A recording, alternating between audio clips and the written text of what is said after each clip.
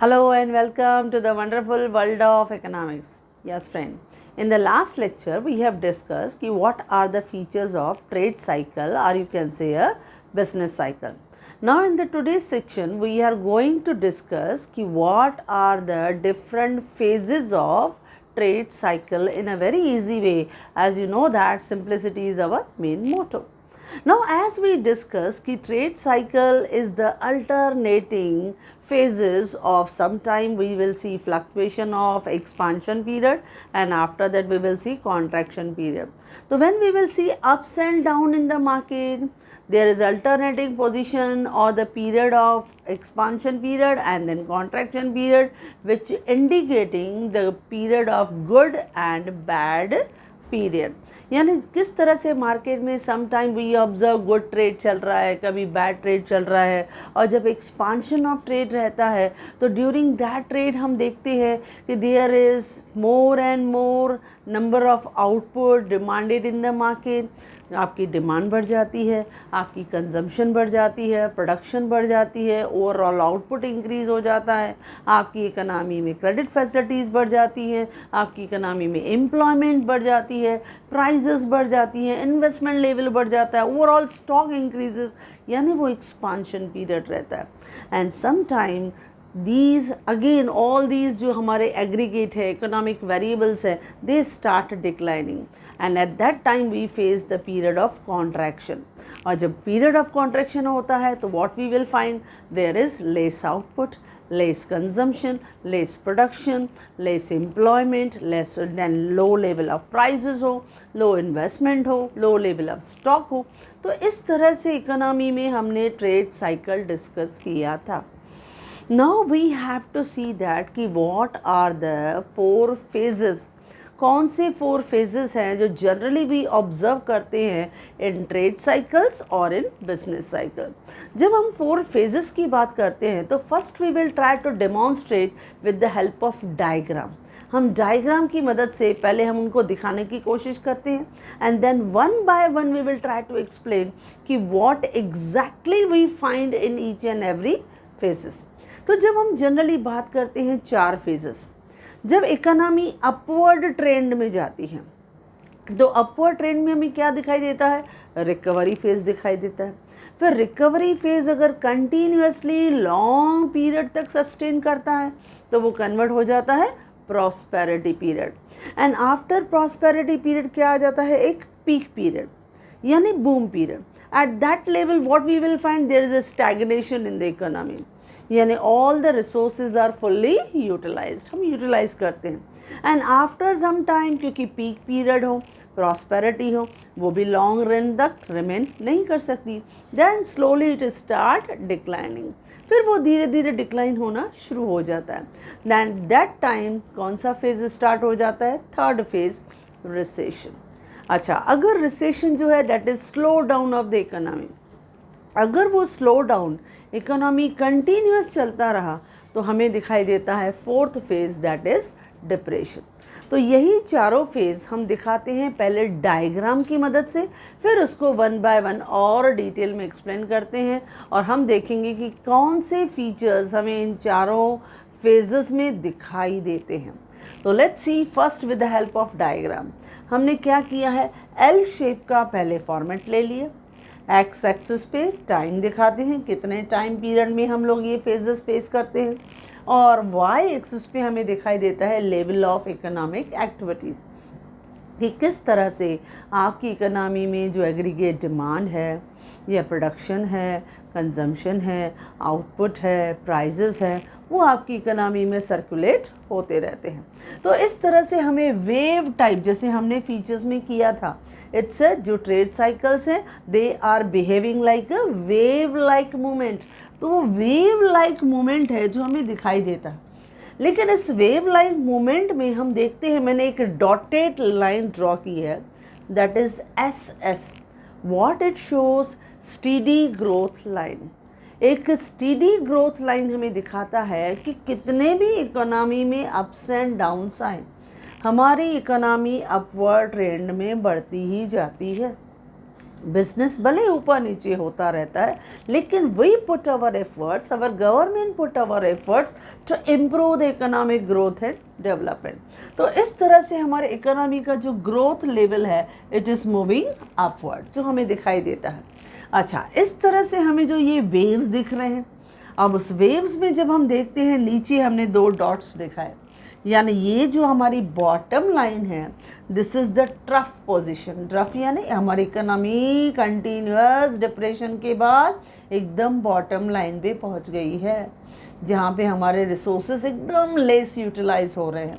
तो ये हमारे ट्रफ पोजीशन है। बाद में स्लोली स्लोली इकोनॉमी जो है वो रिकवर हो रही है, यानी ऊपर अपलिफ्ट होती जा रही है, इम्प्रूव होती जा रही है। और उसके बाद जब ये रिकवरी पीरियड कंटिन्यूस चलेगा तो वो कन्वर्ट हो जाता है प्रॉस्पेरिटी। वो प्रॉस्पेरिटी का पीरियड है, all the resources are fully utilise, यानी ऑप्टिमम यूटिलाइजेशन ऑफ रिसोर्सेज, जिसमें आपका डिमांड ज़्यादा, आपका आउटपुट ज़्यादा, प्रोडक्शन ज़्यादा, प्राइस ज़्यादा, एम्प्लॉयमेंट ज़्यादा, स्टॉक ज़्यादा, कैपिटल ज़्यादा, क्रेडिट फैसिलिटी ज़्यादा, इन्वेस्टमेंट ज़्यादा। तो what it shows the period of expansion, यानी पूरा कंप्लीट प्रॉस्पेरिटी। और उस प्रॉस्पेरिटी को कंटिन्यूसली जब हम इंजॉय करते हैं तो we will reach at the stagnation economy, यानी यहाँ पे आपकी economy at some stage it will remain constant. यानी वो लेवल पे हम क्या करते हैं, हमारी इकोनॉमी, हमारा जो भी प्रोसीजर है it had reach to a top position, वो पीक लेवल तक पहुँचा है। तो वो पीक पोजीशन पे क्या रहता है, that is also called a boom period. वो बूम पीरियड है, यहाँ पे आपकी इकोनॉमी क्या हो जाती है, for some period it becomes stagnant, वहाँ कंटिन्यूसली कांस्टेंट आपको रिजल्ट दे रहा है। लेकिन after some time it start falling, क्योंकि कंटिन्यूसली हाई डिमांड नहीं चलती, फिर धीरे धीरे डिमांड जो है वो कम होना शुरू हो जाती है। जैसे से फॉर एग्जांपल हम देखते हैं festival season is there, specially we take the example of Diwali. अब before Diwali the demand for various goods and services increase हुआ। अब आपकी कंजम्पशन डिमांड बढ़ी, प्रोडक्शन बढ़ी, आउटपुट बढ़ा, प्राइजेस बढ़ा, यानी each and everything was demanded very high. लेकिन जैसे ही दिवाली ख़त्म होता है and after that demand will slowly start declining, तो फिर नीचे थोड़ा थोड़ा रिसेशन स्टार्ट हो जाता है। और जब रिसेशन स्टार्ट हो जाता है इसमें हर चीज़, पहले तो आपका प्रोडक्शन कम हो जाता है, फिर आपका कंजम्पशन कम हो जाता है, आपका ओवरऑल जो जीडीपी लेवल है that is called real GDP it is start falling. फिर हमें लेबर्स की भी ज़रूरत कम पड़ती है, और जब डिमांड कम हो जाती है तो प्राइस कम, प्रॉफिट कम, क्रेडिट फैसिलिटीज़ कम, हर चीज़ धीरे धीरे डिक्लाइन होना शुरू हो जाती है। और अगर ये रिसेशन लॉन्ग पीरियड के लिए चला तो it will be converted into depression. तो जब हम कहते हैं ट्रेड साइकिल, तो पीक टू पीक कहें तो 1 साइकिल, या ट्रफ टू ट्रफ पोजीशन कहें तो भी 1 साइकिल। लेकिन इन स्पाइट ऑफ वेरियस फ्लक्चुएशन हम हमेशा ये एफर्ट्स करते हैं कि हमारी इकोनॉमी क्या होनी चाहिए, इट इज़ ग्रोइंग अपवर्ड। आपकी इकोनॉमी आगे बढ़ती रहनी चाहिए। ये हर इकोनॉमी का मैक्सिमम गोल रहता है कि they should achieve best with the limited resources. भले अप्स एंड डाउन्स आए, वो आते हैं, इकोनॉमी में इस तरह की फ्लक्चुएशंस हमें दिखाई देती हैं, but in spite of that we will try to increase our economic resources. हम अपने इकोनॉमिक अचीवमेंट्स को बढ़ाना चाहते हैं। So let us discuss one by one. अब हम स्टार्ट करते हैं फर्स्ट जो हमारी स्टेज है दैट इज से फॉर एग्जांपल प्रॉस्पेरिटी स्टेज। अब जब हम देखते हैं प्रॉस्पेरिटी है, यानी इस इकोनॉमी में what generally we observe, this is the period of expansion. आपकी इकोनॉमी कंटिन्यूस ग्रो कर रही है। अब जब प्रॉस्पेरिटी पीरियड रहता है तो जनरली व्हाट वी फाउंड, आपका डिमांड बढ़ जाता है, डिमांड बढ़ने से प्रोडक्शन बढ़ जाता है। अब प्रोडक्शन ज़्यादा हुई तो लेबर की ज़रूरत ज़्यादा होती है।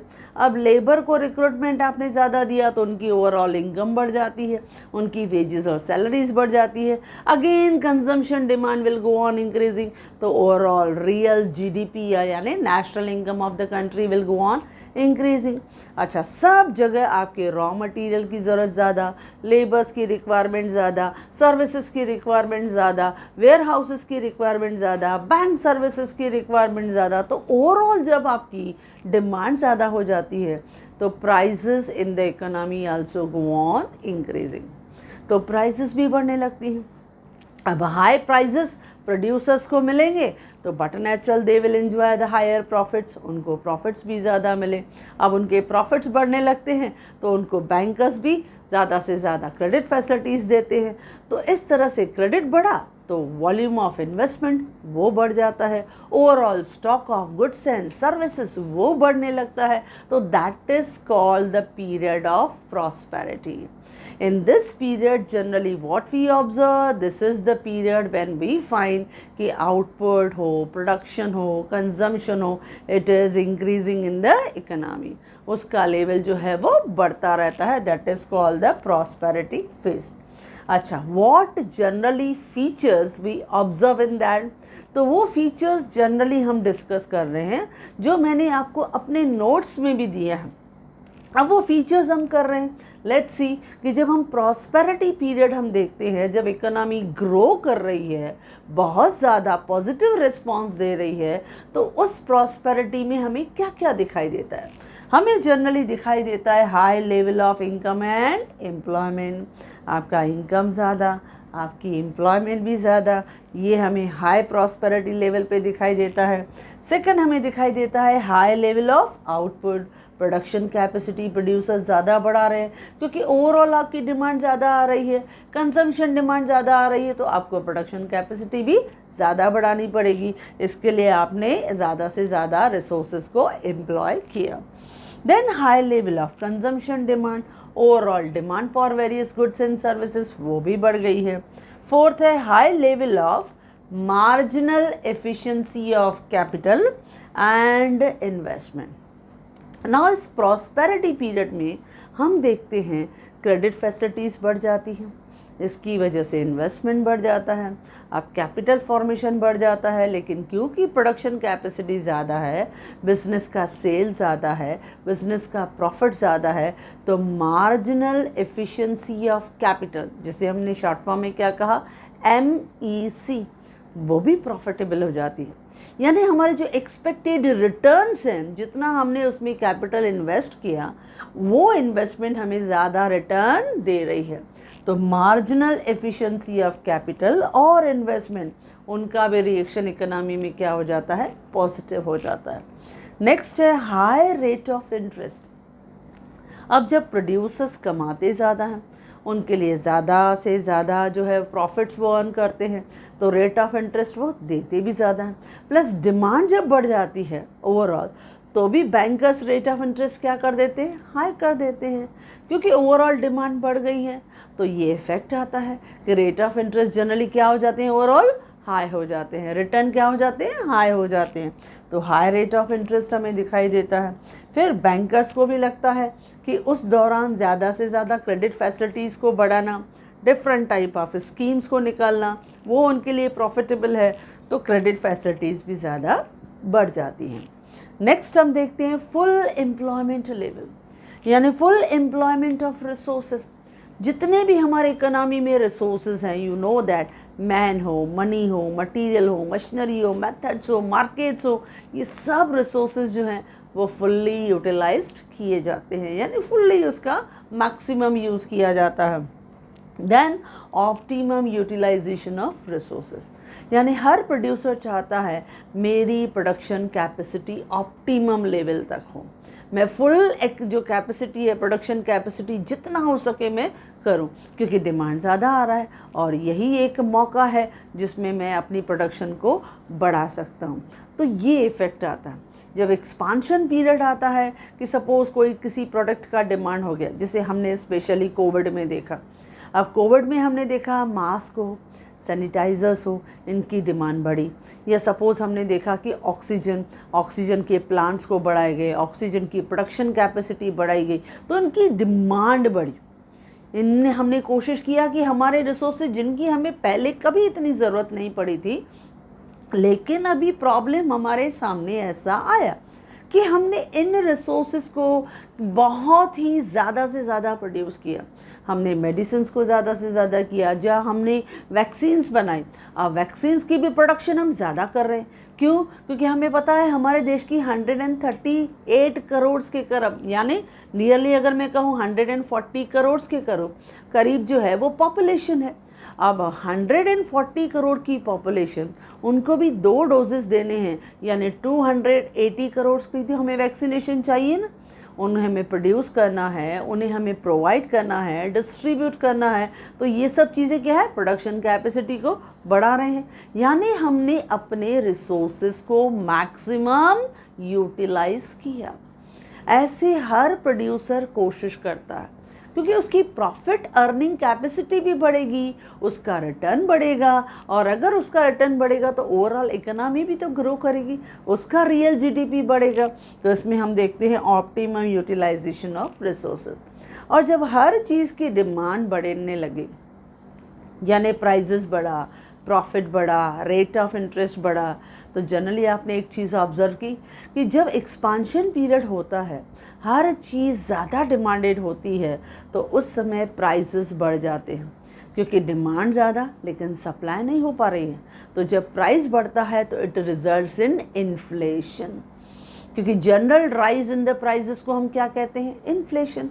और इस दौरान हमें क्या दिखाई देता है, इन्फ्लेशनरी ट्रेंड, यानी हर चीज़ का प्राइस जो है वो ऑटोमेटिकली इंक्रीज़ हो जाता है। It will increase the inflationary pressure in the economy. तो ये हमें जनरली दिखाई देता है इन एक्सपांशन फेज। नाउ एक्सपांशन जब हमें दिखाई देता है, यानी ये एक प्रॉस्पेरिटी पीरियड, इस प्रॉस्पेरिटी पीरियड में हमने ये 9 फीचर्स हमने देखा जो हमें जनरली दिखाई देता है। अब इस स्पेशली प्रॉस्पेरिटी पीरियड्स में इकोनॉमी में हर एक जो एक्टिविटी है वो फुल्ली बिजी रहती है, अच्छा प्रॉफिट लेके आती है, पॉजिटिव रिस्पांस होता है, ओवरऑल इकोनॉमी ग्रो कर रही होती है, फ्लोरिश हो रही होती है। लेकिन at the level off peak वहाँ बन जाता है इकोनॉमी स्टैग्नेंट, और कुछ समय के बाद देन आवर इकोनॉमी में वही रिसोर्सेज धीरे धीरे उनकी डिमांड क्या होने लगती है, decline. So after some time there is less demand for their various goods and services. यानी after the stagnation in the economy, यानी after the peak period, the recession will start. धीरे धीरे recession start हो जाता है।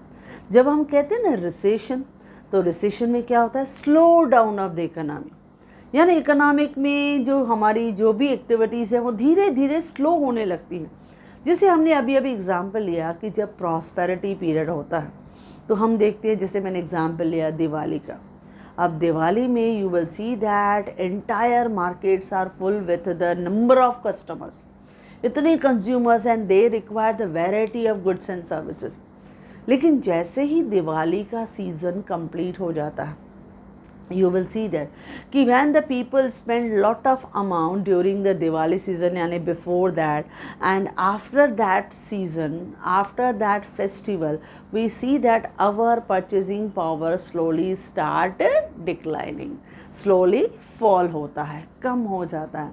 तो economy में क्या हो जाता है, फिर रिसेशन हो जाता है, यानी कम होने लगता है। तो वो रिसेशन हमें दिखाई देता है। और वो रिसेशन में क्या दिखाई देता है, धीरे धीरे आपकी कंजम्पशन डिमांड कम हो जाती है, आउटपुट कम होने लगता है, डिमांड यानी उसकी प्रोडक्शन कम हो जाती है। अब जब आउटपुट को आप कम प्रोड्यूस करोगे तो आपको लेबर की ज़रूरत कम पड़ेगी। अब लेबर और आउटपुट आप कम प्रोड्यूस कर रहे हो तो आपको वॉल्यूम ऑफ फंड्स की ज़रूरत कम पड़ेगी, यानी क्रेडिट फैसिलिटीज़ फिर कम मिलती हैं। और अपनी जो बैंक्स हैं वो भी अपने पास लिक्विडिटीज़ को, रिजर्व्स को मेंटेन करते हैं, यानी वो ज़्यादा क्रेडिट फैसिलिटीज़ नहीं देते हैं। प्राइस कम होने लगता है क्योंकि ज़्यादा डिमांड नहीं है, अभी सप्लाई ज़्यादा हो गई। डिमांड साइड अभी कम आपको रिस्पॉन्स है, सप्लाई साइड आपको है, लेकिन प्राइसेस क्या हो जाती हैं, कम। प्रॉफिट क्या हो जाता है, कम। स्टॉक होने लगता है कम। तो ऐसे सिचुएशन भी हमें दिखाई देता है, यानी आपकी इकोनॉमी क्या हो गई, स्लो डाउन हुई। जैसे आपकी जनरेशन ने ये प्रॉब्लम देखा, यानी जनरली आपने ऑब्ज़र्व किया जब हमें ये कोविड-19 का प्रॉब्लम आया एंड ऑल ऑफ सडन हमने अनाउंस किया कि इकोनॉमी को लॉकडाउन किया जाए, बंद किया जाए। अब जब इकोनॉमी में प्रोडक्शन प्रोसेस स्टॉप हो गया, तो प्रोडक्शन प्रोसेस स्टॉप होने से क्या हो गया, लेबर्स जो है उनकी ज़रूरत कम हो गई, उनकी इनकम कम हो गई, प्लस ओवरऑल कंजम्पशन कम हो गई, डिमांड कम हो गई क्योंकि इनकम फॉल हो गया। तो देखो कैसे सब फैक्टर्स एक दूसरे को जो है वो अफेक्ट होने लगे, क्योंकि प्रोडक्शन कम, कंजम्पशन कम, आउटपुट कम, लेबर की रिक्वायरमेंट कम, प्राइसेस कम, यानी हर चीज़ इकोनॉमी में फॉल होने लगी। तो धीरे धीरे आपकी इकोनॉमी में क्या आने लगा, रिसेशन पीरियड आने लगा। तो वो रिसेशन होता है जब आपकी इकोनॉमी में variety of goods and services की डिमांड कम होने लगती है, क्योंकि कोई होप ही नहीं था, क्योंकि हम ओपन ही नहीं कर सकते थे इकोनॉमी को, मूव ही नहीं कर सकते थे, तो रिसेशन हमें दिखाई देता है। इसमें इकोनॉमी की स्पीड क्या हो जाती है, स्लो हो जाती है। इसमें हम जनरली क्या ऑब्जर्व करते हैं कि हमारा जो इनकम लेवल है इट हैज़ बीन रिड्यूस्ड, वो कम हो जाता है। तो what features generally we observe, हमें कौन कौन से फीचर्स दिखाई देते हैं, जिससे reduction in the output of goods and services, हमने गुड्स एंड सर्विसेज की आउटपुट को कम कर दिया, या reduction in the income and employment, वो कम हो जाता है। फिर धीरे धीरे जैसे ही हमने देखा सप्लाई ज़्यादा थी लेकिन डिमांड नहीं थी, क्योंकि लोगों के पास पैसे ही नहीं थे, तो फॉल इन द प्राइस। फिर fall in the consumption, demand, पैसे ही नहीं है, हम कहाँ से डिमांड करेंगे, भले ही प्राइस कम हो but then too there is no demand, क्योंकि लोगों की इनकम कम हुई। और वो जनरली आपने देखा ये स्पेशल इकोनॉमी में हुआ, लोगों के पास जॉब नहीं थी, या जो एग्जिस्टिंग जॉब पे थे उनकी सैलरी को भी उन्होंने 20% 30% कट ऑफ कर दिया। तो ये क्या होता है, इकोनॉमी में इफ़ेक्ट आते हैं, अलग अलग सिचुएशन पे अलग अलग इफ़ेक्ट्स आते हैं। तो सपोज़ अगर ऐसा कुछ हुआ तो कंजम्पशन, डिमांड कम हो गई। अच्छा, जिनका पैसा लगा हुआ था, कैपिटल में इन्वेस्टेड था, लेकिन प्रोडक्शन नहीं हो रही थी, रिटर्न नहीं मिल रहा था, प्रॉफिट्स नहीं मिल रहे थे, प्रॉपर सेल नहीं मिल रहा था, यानी मार्जिनल एफिशिएंसी ऑफ कैपिटल, यानी एक्सपेक्टेड रिटर्न्स वो कम हो गए। हमारी जो इन्वेस्टमेंट हमें देनी चाहिए वो प्रॉपर नहीं हो पा रही थी, तो मार्जिनल एफिशिएंसी ऑफ कैपिटल भी कम हो गया, या जो इन्वेस्टर्स थे उन्होंने उस दौरान इन्वेस्ट करना एक प्रॉफिटेबल जो डिसीजन था वो नहीं समझा, तो आपकी इन्वेस्टमेंट का लेवल भी कम हो गया। देन हमने देखा फॉल इन क्रेडिट फैसिलिटीज, क्योंकि हर तरफ ऐसे सर्कमस्टेंसेस क्रिएट हो जाते हैं जब इकोनॉमी में रिसेशन हो जाता है, स्लो डाउन हो जाता है, तो कोई भी उस समय क्रेडिट फैसिलिटीज़ ज़्यादा न देता है न लेता है, क्योंकि रिस्क उनको लगता है, डर लगता है कि पैसा हमने इन्वेस्ट तो किया, whether it will come back और नॉट, तो ये भी प्रॉब्लम दिखाई देता है। Fall in the price of securities in the stock market, अब स्टॉक मार्केट में भी बाय और सेल किसके बेसिस पे होगा, जब बिजनेस होगा, प्रोडक्शन होगा, फ्लो होगा, मूवमेंट ऑफ फंड्स होगा, लेकिन हो ही नहीं होता है, यानी जब रिसेशन होता है ये सब एक्टिविटीज़ जो हैं वो स्लो डाउन हो जाती हैं, तो ऐसे केसेस में उनका प्राइसेस भी क्या होने लगता है, कम होने लगता है, फॉल होने लगता है। और जब प्राइसेस फॉल हो जाती हैं तो डिमांड फॉर सिक्योरिटीज़ भी कम हो जाती है, क्योंकि हर एक के माइंड में क्या होता है, एक फियर ऑफ लॉस, कि लॉसेस तो नहीं करना पड़ेगा, लॉसेस तो सफ़र नहीं करना पड़ेगा, इसके लिए वो हमेशा स्टॉक मार्केट में इन्वेस्ट नहीं करते हैं। फिर decline in the production and the various business activities, धीरे धीरे हम लोग रिसेशन में देखते हैं कि धीरे धीरे डिक्लाइन होना प्रोडक्शन में, अदर कनेक्टेड बिजनेस एक्टिविटीज़ में हमेशा कम होने लगते हैं। और rise in the bank reserve, यानी बैंक भी अपने पास लिक्विडिटी मेंटेन करके रखती है, ज़्यादा से ज़्यादा क्रेडिट फैसिलिटीज़ नहीं देती है, क्योंकि उसे पहले ही लगता है इकोनॉमी में मंदी आ गई, अब रिसेशन आ गया, स्लैक सीज़न आ गया, स्लो डाउन हो गया, तो अगर मैंने लोन दिया तो whether it will come back और नॉट, मेरा लॉस तो नहीं हो जाएगा। तो ये सब सर्कमस्टेंसेस हमें दिखाई देते हैं। तो इस तरह का रिसेशन का इफ़ेक्ट दिखाई देता है। अच्छा, अब मेन थिंग क्या रहती है कि व्हेन द रिसेशन, जो ये हमें पीरियड दिखाई दिया, if it is a mild, अगर वो माइल्ड है, माइल्ड मतलब for a short period, then there is no problem. Mild है तो हमने रिकवरी कर लिया, तो धीरे धीरे हम उसको रिकवरी पीरियड में लेके आएंगे। But when this recession period is severe, severe है यानी it will be continuous for a long period, तो it will result into a huge crisis. फिर वो क्राइसिस में जो है वो एक ह्यूज प्रॉब्लम जो है वो हमारे इकोनॉमी के लिए एक बहुत बड़ा हर्डल क्रिएट करता है। और वो कौन सा हर्डल है? डिप्रेशन। डिप्रेशन यानी आपकी इकोनॉमी डेंजर जोन में चली जाती है, यानी आपकी इकोनॉमी का कंटिन्यूस जो इकोनॉमिक ग्रोथ है वो स्लो हो जाता है, यानी आपकी इकोनॉमी का जो जीडीपी रेशियो है वो फॉल होने लगता है। तो ये डिप्रेशन जो है वो आपकी इकोनॉमी के स्ट्रक्चर को क्या कर देता है? नीचे फॉल डाउन कर देता है। तो इसके लिए रिसेशन है, अगर वो माइल्ड है तो देयर इज़ नो प्रॉब्लम, लेकिन अगर वो रिसेशन सीवियर है और वो कंटिन्यूसली रिसेशन चल रहा है फॉर अ लॉन्ग पीरियड, तो इट विल रिजल्ट इनटू सबसे बड़ा danger problem, that is depression. अब डिप्रेशन की हालत आप जानते हो, जिसमें आपने स्पेशली पढ़ा है, क्योंकि हमारी इकोनॉमिक थ्योरीज जो हैं उन्होंने अपना सोच, अपनी थिंकिंग बदली थी जब 1929 में अमेरिका जैसी फाइनेंशियली स्ट्रॉन्ग कंट्री ने भी ग्रेट डिप्रेशन फेस किया था। And they have suffered this depression का जो पीरियड था nearly up to 12 to 15 years. उन्हें उनमें से निकलते निकलते इतना टाइम लग गया। क्यों? क्योंकि उन्होंने क्या समझा था कि there is no role of the government. Government का कोई रोल नहीं है, उसका जो रोल है वो पॉजिटिव है। उन्होंने गवर्नमेंट के इंटरवेंशन को कभी इम्पोर्टेंस ही नहीं दिया, लेकिन उसके बाद उनकी थिंकिंग बदली कि government will play a very important role. तो इस तरह से हमारी इकोनॉमी में रिसेशन माइल्ड है तो then there is no problem. But when अगर वही रिसेशन जो है वो लॉन्ग पीरियड के लिए चला, यस, तो हमने डिस्कस किया कि हमारा जो इकोनॉमिक सोच था specially regarding the government intervention, वो हमारा ग्रेट डिप्रेशन ऑफ 1929 के बाद बदला कि अगर आपका डिप्रेशन या रिसेशन पीरियड माइल्ड है तो नो प्रॉब्लम, लेकिन अगर वो लॉन्ग पीरियड है तो at least government as a mechanism, as a system interfere करके उसको क्या करना चाहिए? रोकना चाहिए। यानी आपकी इकोनॉमी में अगर फॉल होता है, रिसेशन होता है, तो वहीं पे ही हमें एफर्ट्स पुट करने हैं और उन्हें रोकने की पूरी कोशिश करनी है। लेकिन अगर वो रिसेशन कंटिन्यूस चला, वो अगर लॉन्ग पीरियड चला, तो जैसे मैंने कहा कि वो डेंजर जोन में चला जाता है। डेंजर जोन यानी हमारा डिप्रेशन पीरियड स्टार्ट हो जाता है। अब ये है हमारा थर्ड फेज।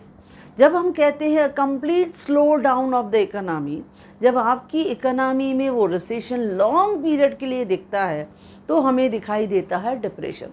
अब उस डिप्रेशन में हमें दिखाई देता है इकोनॉमी जो है वो all economic activities will become very low, बहुत कम हो जाती हैं।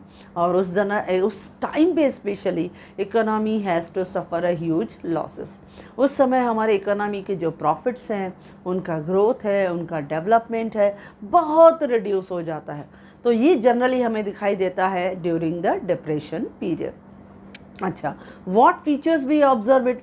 अच्छा, फीचर्स आप देखोगे तो रिसेशन और डिप्रेशन के सिमिलर आपको दिखाई देंगे, लेकिन रिसेशन में क्या हुआ था? रिडक्शन होना, स्लोली रिड्यूस होना शुरू हुए थे। लेकिन जब हम डिप्रेशन में आते हैं तो कंप्लीट सडन फॉल रहता है, शार्प डिक्लाइन रहता है, तो वो हमें डिप्रेशन फेज में दिखाई देता है। यहाँ स्लो फॉल है जब हम रिसेशन की बात कर रहे हैं, लेकिन जब हम डिप्रेशन की बात कर रहे हैं तो there is a sudden decline, बहुत इकोनॉमी में कंटिन्यूस फॉल हमें मिला है। जैसे fall in the level of income and employment, कि आपकी इकोनॉमी पूरी लॉकडाउन हो गई, तो हमने क्या देखा? For specific period fall in the level of income and employment. Then fall in the production and consumption, आपकी प्रोडक्शन भी बंद, आपकी कंजम्पशन भी बंद, ट्रांसपोर्टेशन पे इफ़ेक्ट आ गया। तो ये सब चीज़ों में काफ़ी ओवरऑल इफ़ेक्ट आ जाता है। Then fall in the volume of output, trade and transaction, यानी ओवरऑल आपकी ट्रेड हो, कॉमर्स हो, आपकी ट्रांजैक्शंस हो, वो सब फॉल हो जाते हैं। क्यों? क्योंकि इकोनॉमी में ऑल ऑफ सडन जो है वो फॉल आया है। Again same fall in the marginal efficiency of capital and investment, यानी आपकी जो रिटर्न्स हैं प्रॉफिट्स लेवल है वो रिड्यूस होने लगते हैं। सिमिलरली क्रेडिट फैसिलिटीज़ भी कम होने लगती हैं, रेट ऑफ इंटरेस्ट भी रिड्यूस होने लगता है, fall in the prices of securities in the share market. वैसे ही सेम फीचर्स हमें यहाँ पर भी दिखाई दे रहे हैं। और लास्ट में हमें दिखाई देता है लेस यूटिलाइजेशन ऑफ रिसोर्सेज, और जिसकी वजह से इकोनॉमी में क्या दिखाई देता है, डिफ्लेशन। जैसे हमने प्रॉस्पेरिटी में क्या देखा था, इन्फ्लेशन, तो हम जब डिप्रेशन में आ जाते हैं तो क्या दिखाई देता है, डिफ्लेशन। डिफ्लेशन यानी lack of effective demand. Prices are very low but then too there is lack of effective demand, यानी आपकी इकोनॉमी में इफेक्टिव डिमांड नहीं है, तो ये डेंजर सिचुएशन होता है। यहाँ पे हमारे इकोनॉमी का ओवरऑल ग्रोथ रेट स्टॉप हो जाता है, इकोनॉमी सडनली फॉल लेने लगती है, इकोनॉमी का जो ग्रोथ लेवल है वो रुक जाता है, प्लस हमारी इकोनॉमी का जो जीडीपी रेशो है वो ग्रो होने लगता फॉल होने लगता है। तो ये सब जो है यानी हमारी इकोनॉमी की एडवर्स इफेक्ट हमें दिखाई देने लगता है डिप्रेशन में। नाउ इस डिप्रेशन में सबसे इम्पॉर्टेंट रोल रहता है आपकी गवर्नमेंट का, यानी गवर्नमेंट का जो इम्पोर्टेंस है, जैसे एज आई हैव सेड कि after the great depression of 1929 या 30 के बाद we have realize the importance of government, और मॉडर्न इकोनॉमी में तो government play a very important role. तो government put there maximum efforts, वो अपने प्रोग्राम्स पॉलिसीज़ को उस समय ऐसे स्लोली स्टार्ट कर देती हैं कि उनका आउटपुट बढ़े, स्लोली कंजम्पशन बढ़े, डिमांड बढ़े, प्रोडक्शन बढ़े। जैसे हमने धीरे धीरे अनलॉक करना शुरू कर दिया, तो धीरे धीरे जब हम इकोनॉमी को लिबरलाइज करते जाएंगे, प्रोडक्शन की परमिशन देते जाएंगे, आउटपुट को इंक्रीज़ करेंगे, पब्लिक एक्सपेंडिचर हम लोग शुरू करेंगे, यानी कोई भी हमने इंफ्रास्ट्रक्चर का प्रोजेक्ट स्टार्ट किया तो उसमें हमने स्पेंड करना शुरू कर दिया, तो इस तरह से इकोनॉमी में public expenditure it will provide a great relief to the economy, यानी इकोनॉमी का इनकम बढ़ा, आउटपुट बढ़ा, प्रोडक्शन बढ़ा, एम्प्लॉयमेंट, बहुत से लोगों को जॉब देना शुरू कर दिया क्योंकि हमने प्रोग्राम स्टार्ट कर दिए। तो ऐसे धीरे धीरे इकोनॉमी किस तरफ बढ़ेगी, रिवाइव स्टेज में, रिवाइव यानी रिकवरी स्टेज में। यानी हम डिप्रेशन के बाद ट्रफ बॉटम लाइन पे आ गए थे, लेकिन अभी हमको क्या ज़रूरत है, गवर्नमेंट की पुश करने की ज़रूरत है। अब उसमें हमें सपोर्ट करती है गवर्नमेंट। गवर्नमेंट इस तरह से एफर्ट्स डालती है कि all the 4 factors of production जो है उनको वो प्रॉपरली फ्लो करे इकोनॉमी में। जो रिसोर्सेस हैं उनको मोबिलाइज करना स्लोली लेकिन उनको मोबिलाइज करना स्टार्ट कर देती है। फिर हम आ जाते हैं रिकवरी के फेस में। अच्छा, जब हम रिकवरी फेस बोलते हैं तो ये रिकवरी फेस क्या है, टर्निंग पॉइंट। ये हमारी इकोनॉमी का टर्निंग पॉइंट है जब हम डिप्रेशन के फेज़ में से निकल के ऊपर प्रोग्रेसिव फेज़ में डाल रहे हैं, तो that is called a recovery phase. This is the turning point of economy from the depression का फेज। हम इकोनॉमी में डिप्रेशन में चल रहे थे, स्लैक सीजन को फेस कर रहे थे, मंदी में चल रहे थे, डिफ्लेशनरी फेज में चल रहे थे, उसमें से अभी now we have started surviving upward, तो वो हमें दिखाई देता है। अब जब हम सर्वाइव करना शुरू कर देते हैं तो स्लोली एंड ग्रेजुअली क्या होता है, आउटपुट बढ़ने लगता है, कंजम्पशन बढ़ने लगता है, एग्रीगेट डिमांड बढ़ने लगती है, production of activity slowly improve होना शुरू हो जाता है। फिर धीरे धीरे आपकी इकोनॉमी में किस तरह से आउटपुट का लेवल बढ़ेगा, स्टॉक का लेवल बढ़ेगा, क्रेडिट का फैसिलिटी बढ़ेगा, लेकिन स्लोली इम्प्रूव होना लगेगा। तो यही हमें चीज़ें दिखती हैं। तो जब हम रिकवरी फेज देखते हैं तो वैसे ही फीचर्स दिखाई देते हैं, जैसे slow rise in the output, trade और transaction, volume of commerce, trade, industry सब बढ़ने लगते हैं। Slow rise in the level of employment, वो बढ़ने लगता है। Slow rise in the consumption and production, वो बढ़ने लगता है। Then rise in the purchasing power, क्योंकि एग्रीगेट डिमांड बढ़ा तो लोगों का परचेजिंग पावर है वो भी बढ़ने लगा।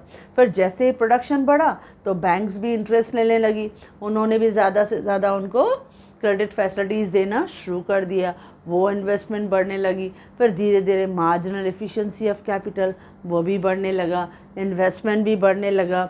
Then rise in the price of securities, वो भी बढ़ने लगा, rise in the profit, and slowly you will feel it कि better utilisation of resources. Optimum नहीं कहते हैं लेकिन बेटर। तो धीरे धीरे इकोनॉमी क्या होने लगती है, अपवर्ड ट्रेंड में जाने लगती है। तो ये है 4 different phases of trade cycle या बिजनेस साइकिल। पहला हमने क्या किया, प्रॉस्पेरिटी पीरियड। दूसरा हमने क्या देखा, रिसेशन का फेज। देन हमने देखा डिप्रेशन, और फिर डिप्रेशन में से जब धीरे धीरे ऊपर बढ़ते हैं तो हमें क्या दिखाई देता है, रिकवरी का फेज। अच्छा, हर एक में आपने क्या देखा, मैंने फीचर्स दिए। नियरली मैंने अपने नोट्स में हर जगह आपको 9 पॉइंट्स दिए हैं, लेकिन not necessary you will write all the points. You can write any 5 to 6 features of any phase, आप लिख सकते हो।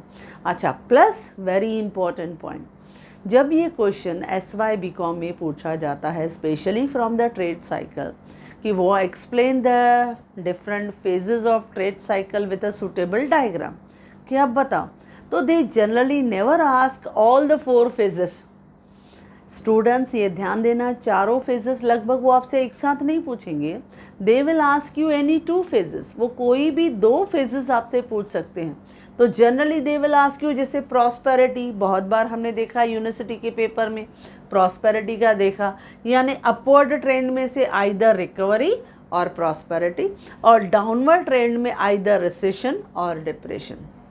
तो हमेशा वो कोई ना कोई 2 फेजेस आपसे पूछ सकते हैं, आपको पूरा का पूरा एंटायर क्वेश्चन कभी भी नहीं पूछेंगे।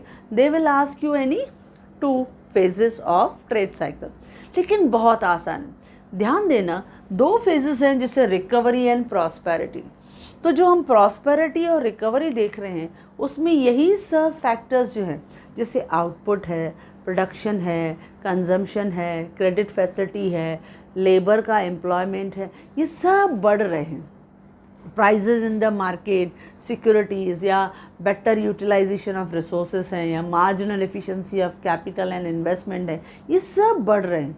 लेकिन जैसे ही रिसेशन और डिप्रेशन होता है तो इन सब का क्या होता है, फॉल होने लगता है। तो बस ये चीज़ को आपको ध्यान देना है कि प्रॉस्पेरिटी है या रिकवरी है, तो रिकवरी में क्या होता है, स्लो इंक्रीज है, स्लो राइज है, लेकिन प्रॉस्पेरिटी में हर चीज़ वेरी हाई है। अच्छा, जब हम रिसेशन कहते हैं तो उसमें क्या रहता है, रिडक्शन हो रहा है, कम हो रहा है, उसमें स्पीड स्लो है। लेकिन जब हम डिप्रेशन की बात कर रहे हैं तो उसमें क्या हो रहा है, फॉल हो रहा है। तो इस तरह से 4 फेजेस ऑफ ट्रेड साइकिल है, जैसे मैंने आपको डायग्राम के साथ ये डिस्कस किया। In the same way I have provided in my notes. Yes friends, if you like this video, do share, and if you want my handwritten notes, the link is given in the description box. Thank you.